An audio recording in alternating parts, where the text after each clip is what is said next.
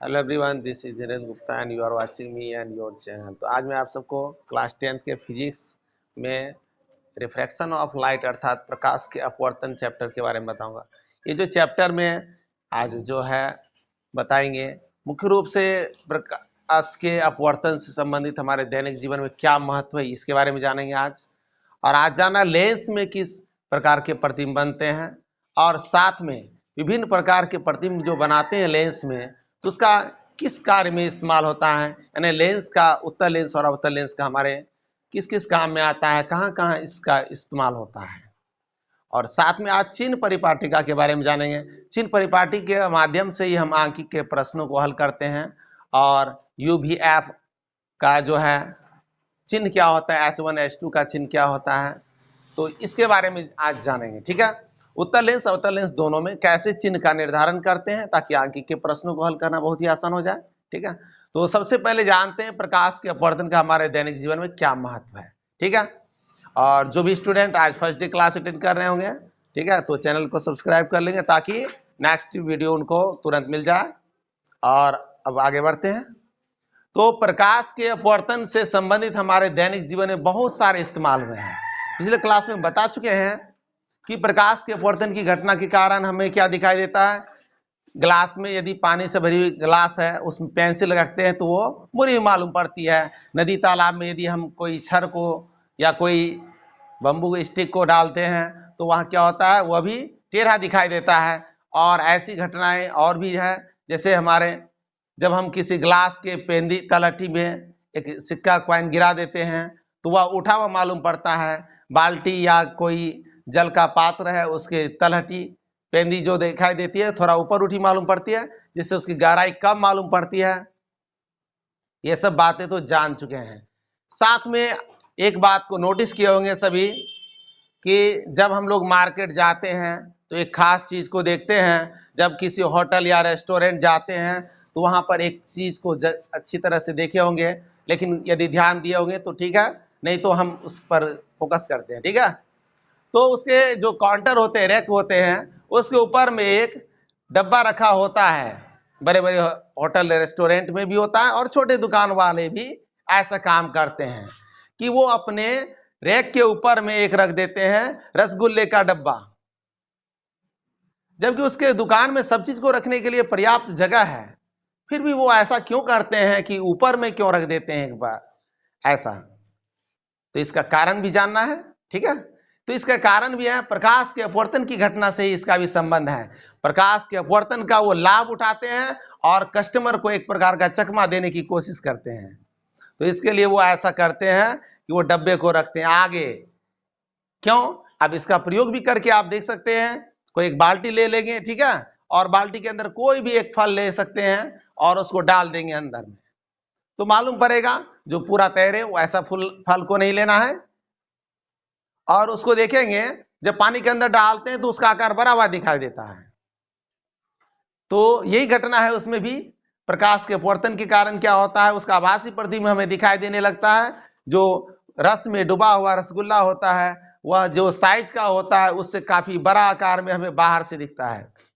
तो कस्टमर दूर से देखकर के आकर्षित होंगे और अधिक से अधिक कस्टमर आएंगे, इसके लिए ऐसा करते हैं। ठीक है, तो यह है प्रकाश के अपवर्तन का हमारे दैनिक जीवन में भी इस्तेमाल करते हैं, एक सामान्य दुकानदार भी इस्तेमाल करते हैं। ठीक है, तो इससे ही संबंधित हमारे दैनिक जीवन बहुत सारे प्रकाश से अपवर्तन से संबंधित घटनाएं होती हैं। जैसे प्रकाश के अपवर्तन के कारण ही हम पता करते हैं कि सूर्य के प्रकाश में 7 रंग होते हैं। जब स्पेक्ट्रम कोई प्रिज्म से गुजारते हैं तो स्पेक्ट्रम बनता है, वर्णपट बनता है, और 7 रंग की पट्टी प्राप्त होती है जिसमें सूर्य के प्रकाश के 7 रंग के होने का दर्शाता है। ठीक है, तो आज जानेंगे सबसे पहले प्रकाश के अपवर्तन का क्या महत्व है और क्या उपयोग होता है हमारे दैनिक जीवन में। तो प्रकाश के अपवर्तन के महत्व का हमारे दैनिक जीवन में महत्व।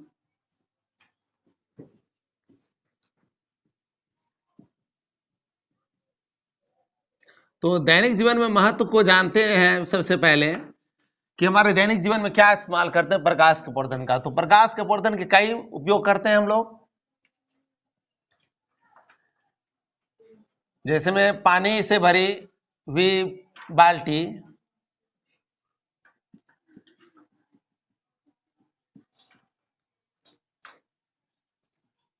की गहराई का कम मालूम पड़ना।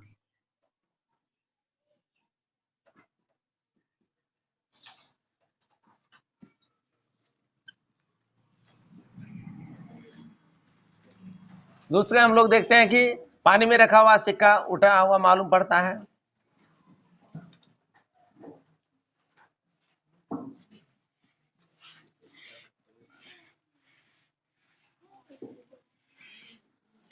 सिक्के का उठा हुआ मालूम पड़ना। इसमें से कुछ पॉइंट के बारे में हम पिछले क्लास में बता चुके हैं, ठीक है। आज उसके बारे में भी एक्सप्लेन ज्यादा नहीं करेंगे, एक्सप्लेन उस पॉइंट को करेंगे जो पिछले क्लास में नहीं बताए थे। तो पानी में रखे हुए सिक्के का उठा हुआ मालूम पड़ना ये भी प्रकाश के अपवर्तन के कारण होता है।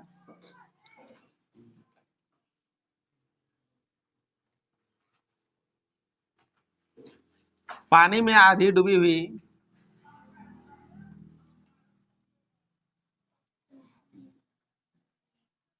पेंसिल या छड़ी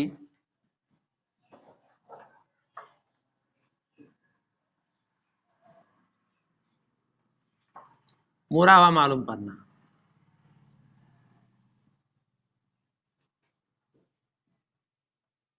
माध्यम परिवर्तन के कारण ये अपवर्तन की घटना होती है, इसलिए ऐसा होता है। और कुछ और पॉइंट को जानते हैं, जैसे आकाश में तारे हम लोग देखते हैं तो वो टिमटिमाते हुए नजर आते हैं। ऐसा नहीं है कि वो स्विच ऑफ ऑन होता है वहां के लाइट, तारों के लाइट, ठीक है। लेकिन हमें उसका लाइट का घटना और बढ़ना नजर आता है। तो तारों का टिमटिमाना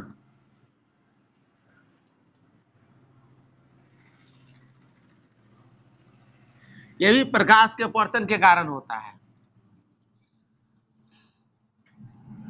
अब आगे जानते हैं तारों की टिमटिमाने के साथ साथ हम लोग कभी कभी देखते हैं बारिश के समय में जब आसमान में बादल छाए रहते हैं तो इंद्रधनुष दिखाई देता है।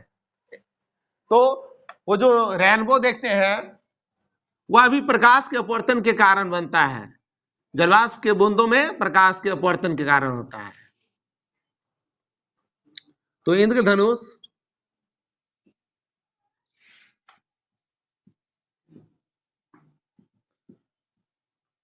रेनबो का निर्माण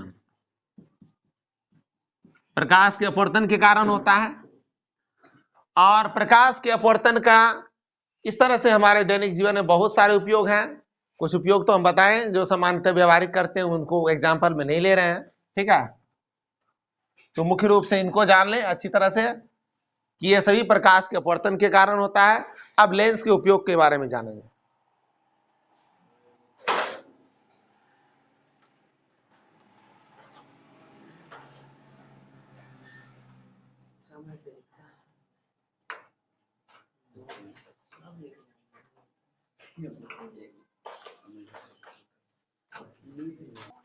अब जानते हैं लेंस में किस प्रकार से भिन्न प्रकार के लेंस, अर्थात मुख्य रूप से तो उत्तल लेंस और अवतल लेंस के बारे में इस चैप्टर में स्टडी करेंगे।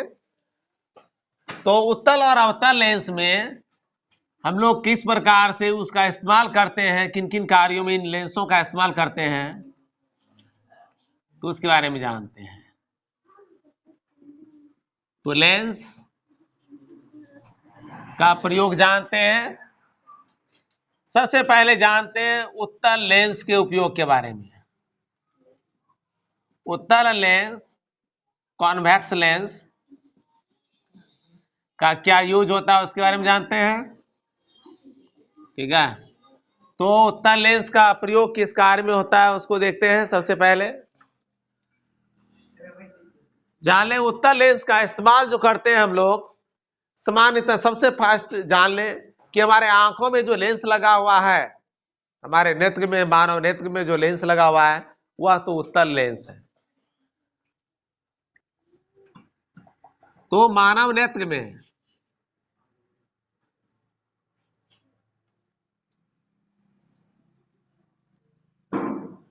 तो मानव नेत्र की बात जो करते हैं तो मानव नेत्र में प्राकृतिक पदार्थ का बना हुआ तरल मुलायम पदार्थ का लेंस बना हुआ है। में प्राकृतिक रूप से।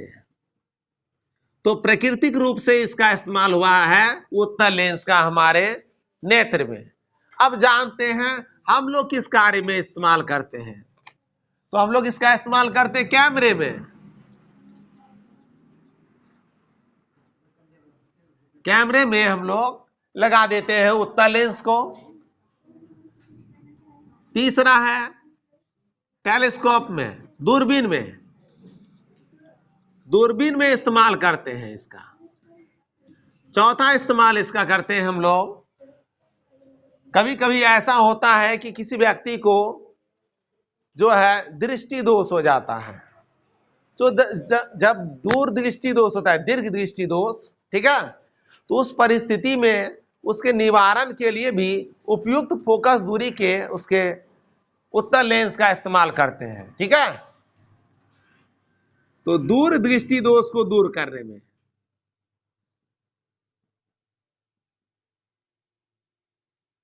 तो दूर दृष्टि दोष के निवारण में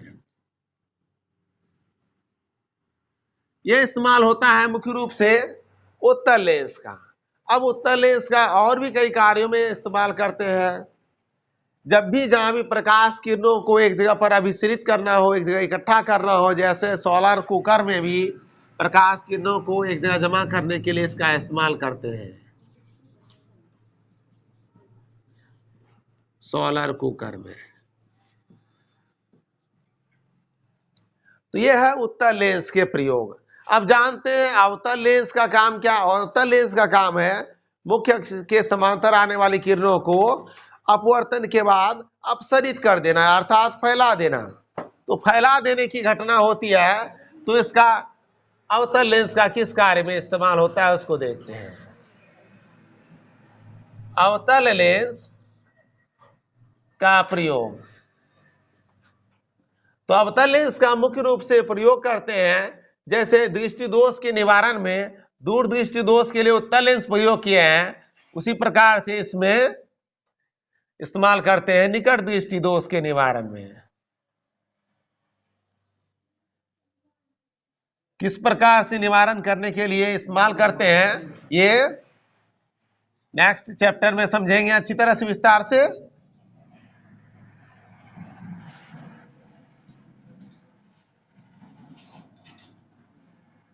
तो निकट दृष्टि दोष के उपचार में इस्तेमाल करते हैं अवतल लेंस का। तो अवतल लेंस के भी बहुत सारे इस्तेमाल होते हैं। जहां भी अपसरित करने की बात होगी तो वहां अवतल लेंस का इस्तेमाल कर सकते हैं। ठीक है, अब लेंस के प्रयोग के बारे में तो समझ गए। आप जानते हैं चिन्ह परिपाटी के बारे में। इसका दूसरा प्रयोग है खगोलीय दूरबीन। ये सामान्य दूरबीन में नहीं इस्तेमाल होता है। जिस दूरबीन से बहुत ही अंतरिक्ष के दूसरे ग्रहों को देखने के लिए इस्तेमाल करते हैं, उसमें इसका प्रयोग करते हैं खगोलीय दूरबीन में।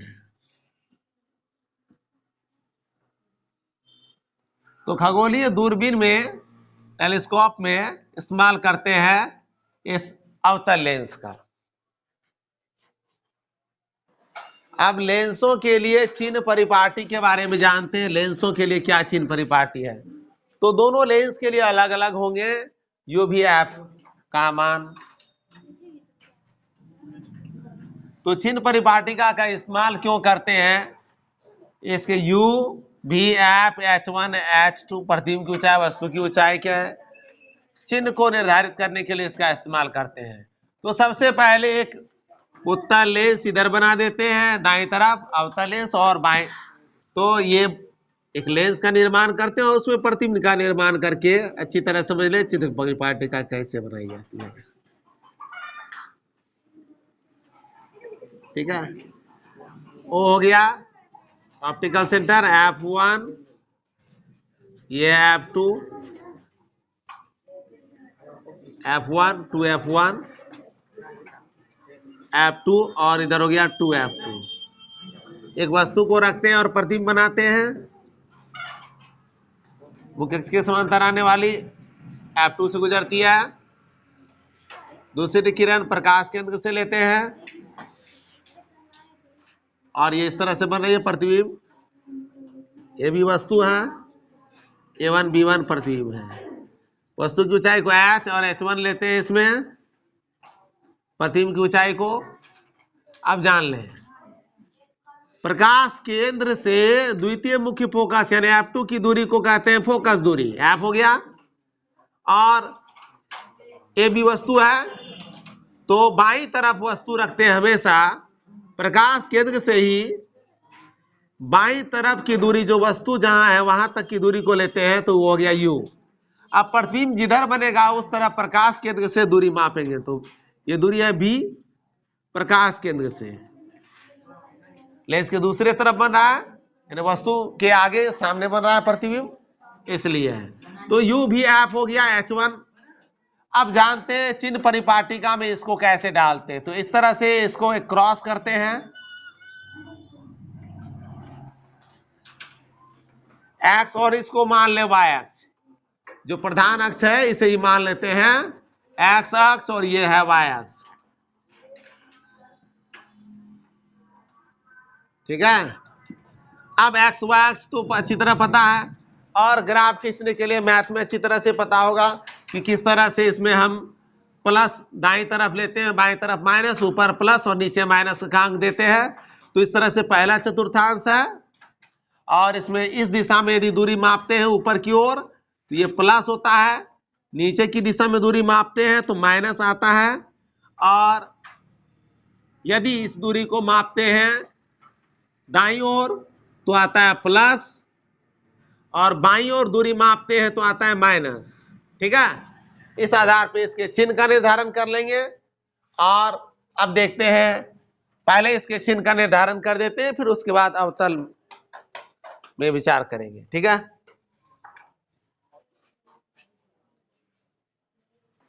अब चिन्ह को दर्शाने के लिए एक तालिका बना देते हैं, और इसमें अवतल और उत्तल दोनों लेंस के बारे में इसमें दर्शा देंगे उसके चिन्हों को। तो उत्तल लेंस ऊपर दर्शाएंगे उसके चिन्ह को, उत्तल लेंस, और नीचे अवतल लेंस होगा।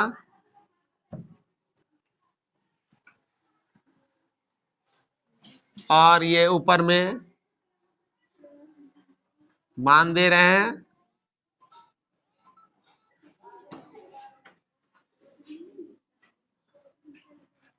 तो सबसे पहले हम लेते हैं u को ही लेंगे, u, उसके बाद u हो गया वस्तु की दूरी, और v हो गया प्रतिबिंब की दूरी, f हो गया फोकस दूरी, h वस्तु की ऊंचाई, h1 प्रतिबिंब की ऊंचाई।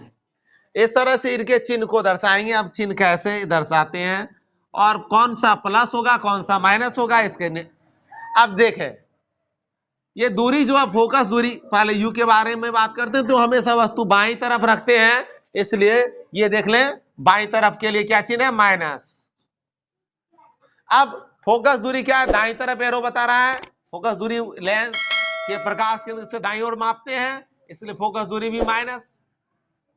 लेंस कौन सा है, उत्तल लेंस। अब रही बात वस्तु की दूरी, तो वस्तु की दूरी पता होगा, उत्तल लेंस में दोनों तरह के प्रतिबिंब बनते हैं, वास्तविक और आभासी दोनों। तो जब वस्तु का प्रतिबिंब दाईं तरफ बनेगा, लेंस के दाईं तरफ, तो होगा प्लस, और बाईं तरफ बनेगा तो माइनस। तो इस तरह से प्लस माइनस दोनों होता है। और प्रतिबिंब की ऊंचाई, तो प्रतिबिंब की ऊंचाई से पहले विचार करते हैं वस्तु की ऊंचाई पर। तो वस्तु की ऊंचाई देख ले, ये एरो का चिन्ह क्या, ऊपर की ओर वस्तु है, ये वस्तु प्रधान अक्ष से ऊपर की ओर बनी हुई है, तो ऊपर की ओर का दूरी माप रहे हैं, इसलिए ये भी होगा प्लस। हमेशा वस्तु की ऊंचाई प्लस ही लेंगे, जैसे हमेशा वस्तु की दूरी को माइनस लेते हैं, उसी प्रकार से कोई भी लेंस हो, कोई भी दर्पण हो, ठीक है। और प्रतिबिंब के बारे में जानते हैं, तो प्रतिबिंब वास्तविक आभासी दोनों बनता है, इसलिए प्लस माइनस दोनों होगा। यहां अभी बन रहा है जो प्रतिबिंब नीचे बन रहा है, तो माइनस की स्थिति में आ रहा है, और ऊपर बनेगा तो प्लस की स्थिति में। अब अवतल लेंस, अब देखेंगे अवतल लेंस। तो एक अवतल लेंस की रचना कर लेंगे सबसे पहले और उसमें प्रतिबिंब का निर्माण करेंगे।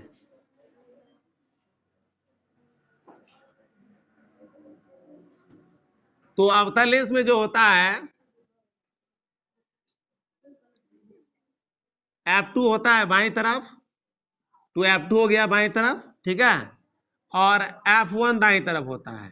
दोनों लेंस में यही अंतर है। अब वस्तु को रखते हैं, तो पता है मुख्य अक्ष के समांतर आने वाली किरणें अपवर्तन के बाद F2 से गुजरती है, तो F2 से गुजरती है तो F2 तो पीछे हो गया ना, इसलिए डॉट लाइन से बताएंगे, गुजरती मालूम पड़ती है। दूसरी किरण प्रकाश केंद्र से लेंगे और ये रहा वस्तु का प्रतिबिंब। ये भी वस्तु है, देख लेते हैं प्रतिबिंब कितना बड़ा बनता है, बहुत छोटा बन रहा है वस्तु से। अब इसको चिन्ह परिपाटी में दर्शाते हैं, कैसे दर्शाएंगे? तो एक प्रधान अक्ष बन जाएगा एक्स अक्ष और वाई अक्ष की रचना कर लिए क्रॉस करके, ये हो गया वाई अक्ष, ये एक्स अक्ष है। अब इसमें देखें अच्छी तरह से, ऊपर की ओर का दूरी क्या था प्लस, सेम इसी तरह से दर्शाएंगे, ठीक है। नीचे क्या है माइनस, दाईं ओर का क्या है प्लस, और ये बाईं ओर की दूरी क्या है माइनस। अब चिन्ह को दर्शाते हैं यहां वस्तु के पहले, तो पहले वस्तु की दूरी को दिखाते हैं, यू है ये, यू किस तरफ है प्रकाश केंद्र से बाईं ओर, प्रतिबिंब भी है बाईं ओर, और फोकस दूरी की बात करें तो वह भी है बाईं ओर। यहां बिल्कुल सब बाईं ओर आ रहा है, ठीक है। तो u का मान क्या होगा माइनस, बाईं ओर की दूरी माप रहे हैं सब इसलिए माइनस आएगा। v का मान क्या होगा, हमेशा माइनस ही होगा क्योंकि प्रतिबिंब हमेशा बनता है सीधा, बनता है आभासी। f का मान क्या होगा माइनस, प्रतिबिंब केवल प्रतिबिंब की ऊंचाई होगा प्लस, क्योंकि प्रतिबिंब हमेशा ऊपर ही रखते हैं इसलिए प्लस होगा। और अब बताते हैं इसमें क्या होगा, साथ में वस्तु की स्थिति और प्रतिबिंब दोनों का ही प्लस स्थिति आता है, क्योंकि प्रतिबिंब भी ऊपर की ओर है और वस्तु भी ऊपर की ओर है, तो दोनों हो गया प्लस प्लस। तो यहां देख रहे हैं अवतल में क्या स्थिति है, u का मान माइनस है, u का मान हमेशा दोनों ही लेंस में माइनस होगा, और f का मान ही दर्शाता है, f का मान यदि ऋणात्मक हो अच्छी तरह याद रखें तो उत्तल लेंस होता है, और धनात्मक यदि रहेगा f का मान देख लें, उत्तल लेंस था, उत्तल लेंस में f का मान को फिर से देख लेते हैं, क्या है दाईं ओर है प्लस है, उत्तल लेंस में प्लस होगा दाईं ओर है, ठीक है, और अवतल लेंस में माइनस होगा। तो उत्तल लेंस का पहचान क्या है, f का मान प्लस होगा, ये देख रहे हैं दाईं ओर है, और अवतल लेंस में क्या है माइनस होगा। तो इस तरह से चिन्ह परिपाटी से बिल्कुल अच्छी तरह से सॉल्व कर सकते हैं अंक के प्रश्नों को, इसको याद रखने में भी सुविधा होगी यदि इसको बनाना अच्छी तरह से जान ले तो, ठीक है। तो नेक्स्ट क्लास में फिर मिलते हैं नेक्स्ट क्वेश्चन के साथ, ठीक है, थैंक यू।